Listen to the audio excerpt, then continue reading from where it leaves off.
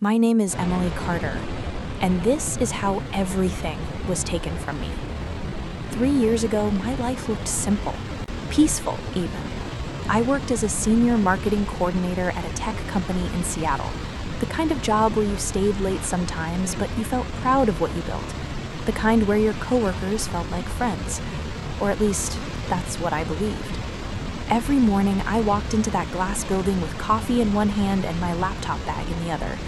I had plans: a small house someday, a quiet backyard, a child laughing somewhere in the background. And then, one rainy Tuesday morning, I found out I was pregnant. I remember sitting in my car in the parking lot, staring at the little pink line on the test. My hands were shaking, but I was smiling. I thought my life was beginning. I had been with my boyfriend, Daniel, for almost 4 years. Things weren't perfect, but I believed we were building something real. I walked into work that morning feeling different, hopeful, alive. I even caught myself touching my stomach, like the baby could already feel me.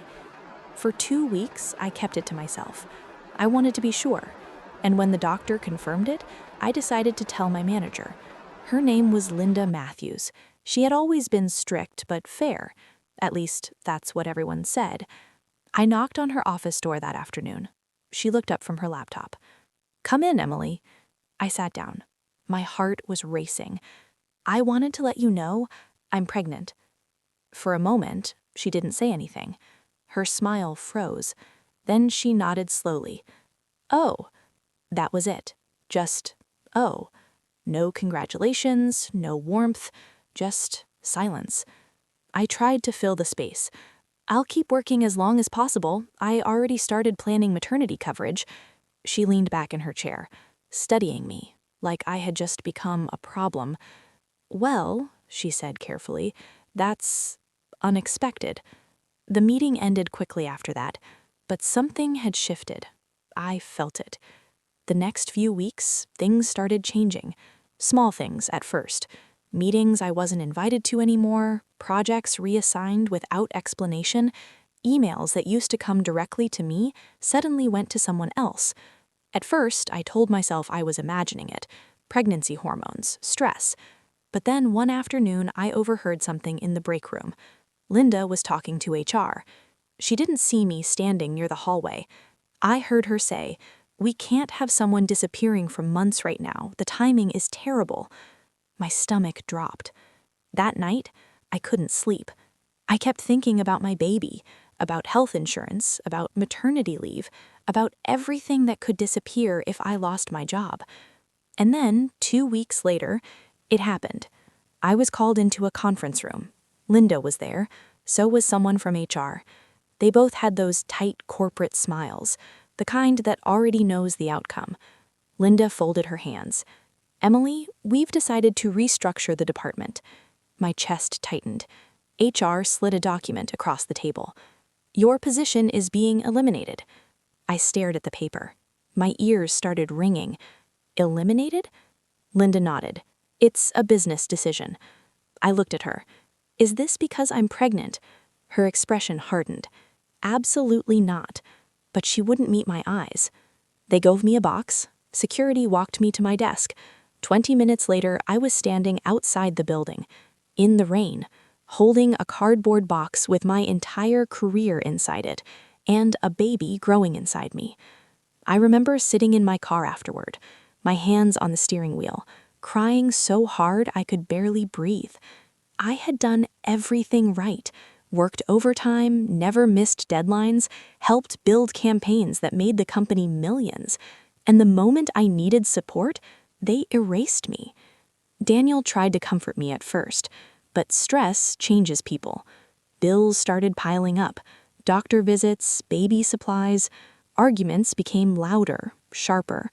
Then one night he said something I will never forget. "This wouldn't have happened if you hadn't told them so early." Like it was my fault. Like honesty was a mistake. 2 months later, he left. Just packed a bag and walked out. I was 6 months pregnant, unemployed, alone. That was the lowest point of my life. There were nights I sat on the kitchen floor crying, holding my stomach, whispering promises to my baby. I'll figure it out. I won't let them destroy us. At first, revenge wasn't even a thought. I just wanted survival. But slowly, something inside me changed. Not anger, something colder. Clarity.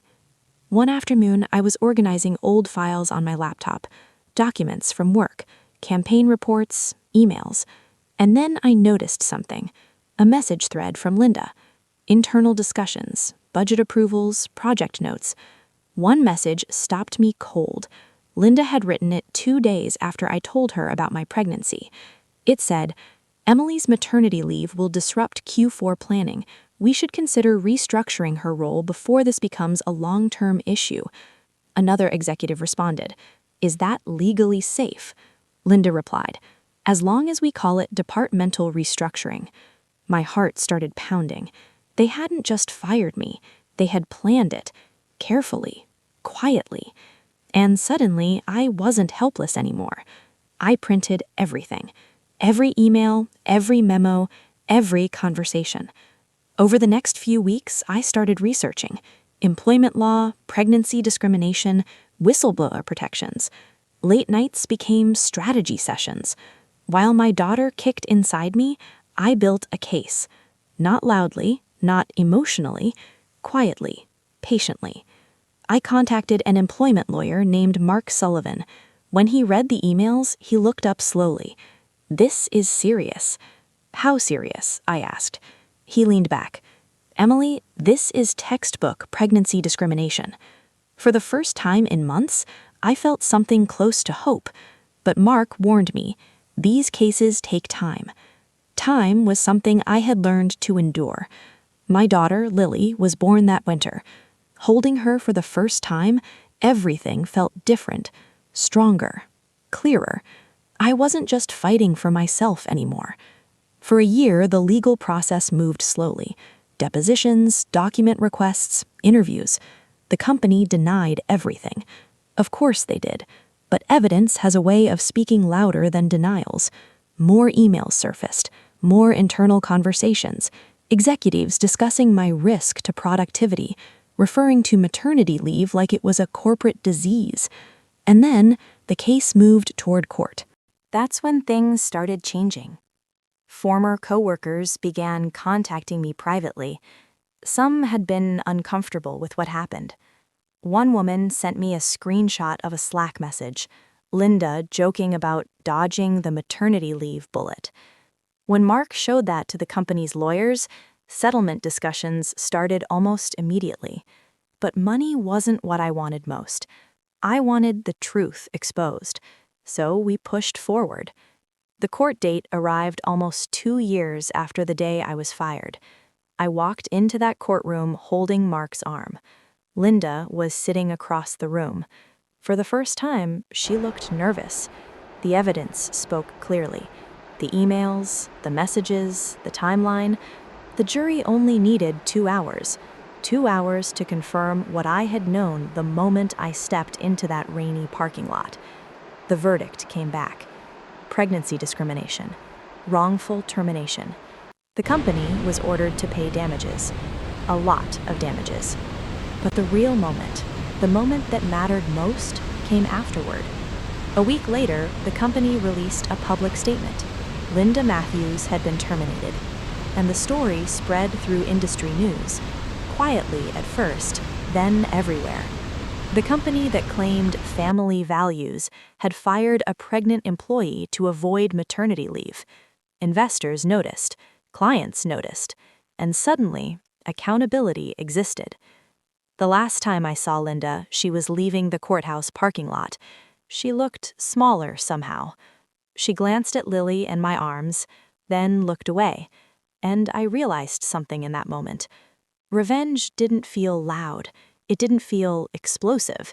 It felt quiet, like balance returning. Today, Lily is 2 years old. We live in a small house with a tiny backyard, exactly the life I once imagined, but stronger, because I know something now that I didn't know before.